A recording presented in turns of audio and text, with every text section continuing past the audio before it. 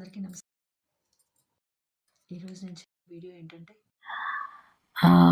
ఒక జనరల్ టాపిక్గా చెప్తున్నాను. అదేంటంటే ఈ మధ్య నేను చూస్తున్నది అదేంటంటే ఓసిడి, అబ్సెసివ్ కంపల్షన్ డిసార్డర్. ఇదేంటండి మీరు అన్ని దేవుడి వీడియోలు చేస్తారు డివోషనల్గా అని అంటారేమో. అప్పుడప్పుడు అలా చేస్తానండి.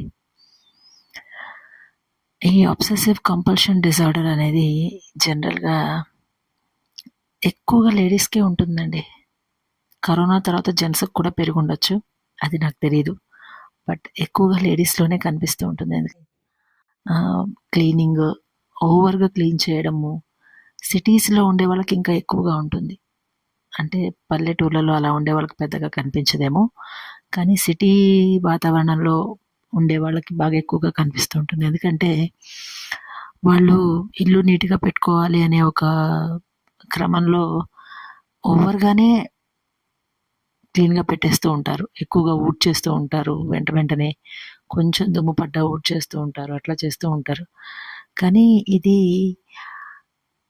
అన్ని వేళలా కరెక్ట్ కాదండి. ఎందుకంటే ఇప్పుడున్న రోజుల్లో కొంచెం మన గురించి కూడా మనం ఆలోచించుకోవాలి. అంత ఓవర్గా క్లీనింగ్ అట్లా కూడా చేయకూడదు. ఎందుకంటే మనం చేసే పనుల వల్ల మనకు కూడా కొంచెం జర్మ్స్ అవి మనము మన చేతులకి అలా ఉండిపోతూ ఉంటాయి. పదే హ్యాండ్ వాష్ చేయడం వల్ల ఆ కెమికల్స్ మనం తినే ఫుడ్లోకి వెళ్ళిపోతూ ఉంటాయి. అంత వాష్ చేస్తే ఏం వెళ్తాయండి అనుకుంటారు. ఉట్టి చేతులు అయితే కడుక్కోం కదా, ఏదో ఒక వాష్ లిక్విడ్తో యూస్ చేస్తూ ఉంటాము. పదే యూస్ చేస్తూ ఉంటాము ఆ వాషింగ్ లిక్విడ్స్. అలాగే పదే ఊడుస్తూ ఉంటాము. భయం అన్నమాట, ఏదైనా ఇంట్లో పాడైపోయిందేమో, దానివల్ల ఇంట్లో జర్మ్స్ వచ్చేస్తాయేమో అని భయము. ఇంకా ఈ ఎయిర్ వల్ల వచ్చేస్తుందేమో డస్ట్ ఇంట్లోకి అనే భయము.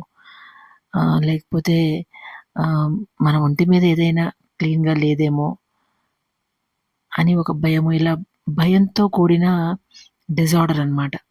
ఎక్కువగా క్లీన్ చేస్తూ ఉంటారు. ఎక్కువగా అన్నీ చెక్ చేసుకుంటూ ఉంటారు. అట్లా అన్నమాట. అట్లా ఉండే వాళ్ళకి ఇలాంటి ఇష్యూస్ ఎక్కువగా ఉంటాయన్నమాట. అట్లా చేయడం వల్ల అలా ఎక్కువగా ఊడుస్తూ పదే ఊడ్చుతూ క్లీన్గా ఉంచుకోవాలి అని అనుకుంటే మాత్రం కొంచెం ఇబ్బందే అవుతుందండి. మన వరకైతే పర్లేదు, కానీ ఇంట్లో ఉండే వాళ్ళకి మాత్రం ఇబ్బంది అవ్వకూడదు. అబ్బాయి ఏంటి పద్దాకా చీపురు పట్టుకుని తిరుగుతుంది, లేదంటే ఏదో ఒకటి తుడుస్తూ ఉంటుంది అని.